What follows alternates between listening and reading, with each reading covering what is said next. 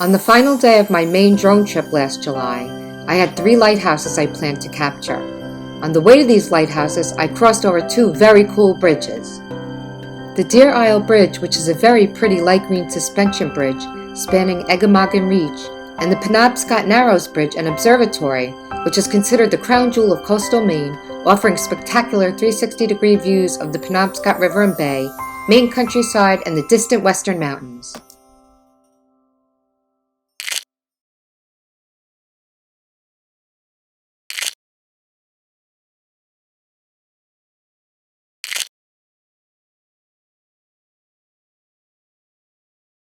And now for our Genie's Drone Ventures Cinema short of the Deer Isle Bridge and Penobscot Narrows Bridge and Observatory.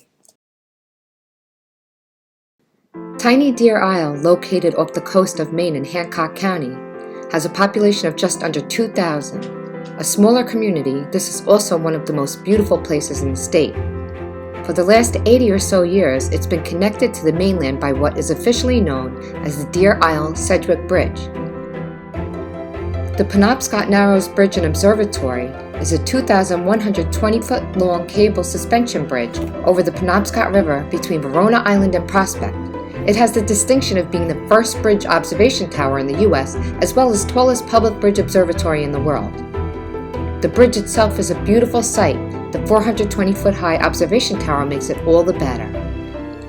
Taking the elevator up 42 stories to the observation room, you're met with beautiful 360-degree views of the river and bay below, their nearby village of Bucksport, and the historic Fort Knox, which built in 1844 is one of the best preserved fortifications of the New England seacoast. Some say it's the best view in Maine. Tiny Deer Isle, located off the coast of Maine in Hancock County, has a population of just under 2,000. A smaller community, this is also one of the most beautiful places in the state.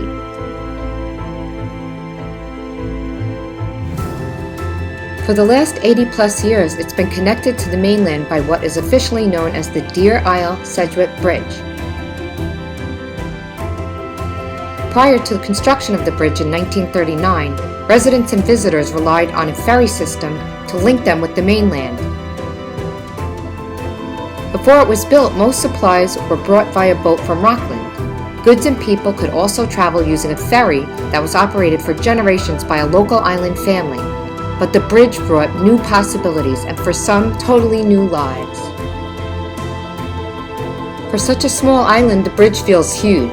It spans 1,088 feet over the Eggemoggin Reach. The bridge is so large in part because the area is such a haven for boating. The height in the middle is about 85 feet, and the roadway carrying State Route 15 is about 98 feet above the water.